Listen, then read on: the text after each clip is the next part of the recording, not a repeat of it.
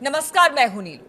तो रूस ने जिस तरह से परमाणु मिसाइल का परीक्षण किया, अब इसको लेकर पूरी दुनिया में हलचल है। खास तौर पर अमेरिका और राष्ट्रपति ट्रंप इसको लेकर अब बड़ी धमकी पुतिन को भी दे रहे हैं। क्या है पूरा मसला, किस तरह से बाकी देशों के लिए और यूरोपियन कंट्रीज के लिए जो पुतिन की ये मिसाइल है वो इस वक्त गले की फांस बनी हुई है। बातचीत करने के लिए मयंक मेरे साथ है। मयंक, ये जो मिसाइल का परीक्षण किया, परमाणु मिसाइल का, उसके बाद क्या यूरोप, क्या अमेरिका, सभी अब पुतिन को लेकर मतलब बातचीत कर रहे हैं और कह रहे हैं कि ये समय युद्ध खत्म करने का था यूक्रेन के साथ, ना कि मिसाइल परीक्षण का। देखिए, सबसे पहली बात तो ये है कि जो ये मिसाइल है ये कैसे गेम चेंजर है इसके बारे में समझना पड़ेगा। जो सबसे पहली बात कि रूसी चिंता का विषय बना हुआ है। कि ये इस मिसाइल की खास बात है, हमने पिछले वीडियो में भी इसका जिक्र किया था कि देखिए, पहली बात तो ये क्रूज मिसाइल है, ये बैलिस्टिक मिसाइल नहीं है, क्रूज मिसाइल है और ये एक न्यूक्लियर रिएक्टर से चलती है। यानी कि आप अगर सरल भाषा में समझें, इसके अंदर एक मिनी न्यूक्लियर रिएक्टर लगा हुआ है जो इसके इंजन का काम करता है। जैसे हमने देखा कि टर्बो इंजन होते हैं मिसाइल्स में, अलग अलग तरह के इंजन होते हैं जो मिसाइल को थ्रस्ट देते हैं और मिसाइल उससे आगे चलती है। बट ये जो बुरेवेस्तनिक मिसाइल है 9M739, जो इनका कंप्लीट नाम है इसका, इस मिसाइल की खास बात यह है कि इसमें एक मिनी न्यूक्लियर रिएक्टर लगा हुआ है। यानी कि आप ऐसा समझे कि ये मिसाइल नहीं है, ये एक चलता फिरता हवा में, आसमान में उड़ता न्यूक्लियर रिएक्टर है। बिल्कुल। और इसी की वजह से इस मिसाइल की कोई रेंज लिमिट नहीं है। ये जो है दुनिया के किसी भी हिस्से में मतलब 20,000 किलोमीटर तो मिनिमम इसकी रेंज होएगी ही, कम से कम। और जबकि बताया जा रहा है, क्योंकि इसका जो टेस्ट हुआ है उसमें भी ये जो मिसाइल है बुरेवेस्तनिक, इसने 15 घंटे तक ये आसमान में रही रशिया में, और इस दौरान उसने 14,000 किलोमीटर का दूरी तय की। अब देखिए, इसकी खास बात ये है, इस मिसाइल की खास बात यह है, आपको ये समझना पड़ेगा कि ये क्यों इसको रोकना क्यों मुश्किल है। देखिए, ये क्रूज मिसाइल है। बैलिस्टिक और क्रूज मिसाइल में डिफरेंस क्या होता है ये समझना बहुत जरूरी है। देखिए, ये जो क्रूज मिसाइल है ये बेहद कम ऊंचाई पर उड़ती है। बताया जाता है कि ये 100 से 200 मीटर की ऊंचाई पे ही फ्लाई करती है। ऊपर भी जा सकती है, लेकिन इसको 100 से 200 एवरेज जो है इस हाइट पे फ्लाई किया जाता है। जबकि जो बैलिस्टिक मिसाइल होती है वो एक बड़ा आर्क बनाती है और वो एटमॉस्फेयर के बाहर भी जाती है। ये इतनी कम हाइट पे उड़ रही है कि इसको कोई भी एयर डिफेंस सिस्टम रोकना ऑलमोस्ट इम्पॉसिबल है। सबसे बड़ी बात। दूसरी बात यह है कि जो इसमें जो इंजन है, इसका जो पर्टिकुलर इंजन है, मतलब जो क्रूज मिसाइल्स होती हैं उसमें जेट इंजन होते हैं, इसमें जो है वो न्यूक्लियर इंजन लगा हुआ है। यानी कि न्यूक्लियर रिएक्टर है, न्यूक्लियर एनर्जी इस मिसाइल को चला रही है। जबकि जो बैलिस्टिक मिसाइल होती है उसमें हमने देखा कि लिक्विड फ्यूल्स होते हैं, सॉलिड फ्यूल्स होते हैं, जिसकी वजह से वो ट्रैवल करती है। अब देखिए, इसमें एक जो बड़ी गौर करने वाली बात ये है, अच्छा पेलोड की जो बात है, पेलोड भी दोनों मिसाइल से अच्छा खासा ले जा सकती है। ये भी भारी पेलोड ले जा सकती है और न्यूक्लियर केपेबल है ही मिसाइल ले जाने में।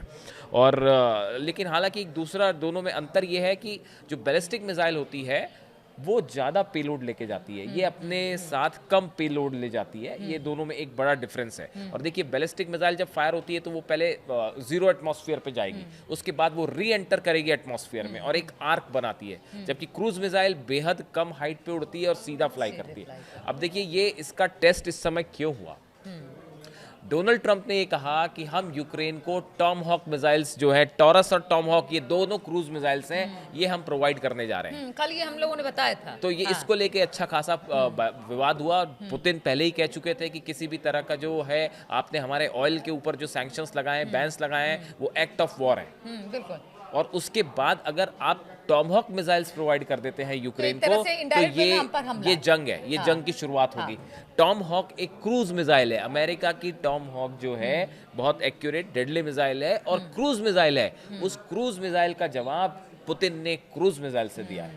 हकीकत ये है कि जो पुतिन की जो अमेरिका की जो टॉमहॉक मिसाइल्स हैं जो यूक्रेन को देने की बात थी, उसका जवाब जो है वो रूस ने दिया है इस टॉमहॉक मिसाइल से। अब देखिए, इसके बाद जो है, अगर जैसे कि दावे हैं, अगर क्या बहुत सारे साइंटिस्ट ये बता रहे हैं कि ये सच है दावा, तो ये पहली ऐसी मिसाइल होगी जो न्यूक्लियर रिएक्टर से चल रही है, जो किसी भी, चाहे वॉशिंगटन हो, न्यूयॉर्क हो, किसी भी शहर को निशाना बना सकती है। और इसके बाद ये एयर वॉरफेयर में, खासकर मिसाइल वॉरफेयर में it is a game changer. इसने जो है सब कुछ बदल के रख दिया है।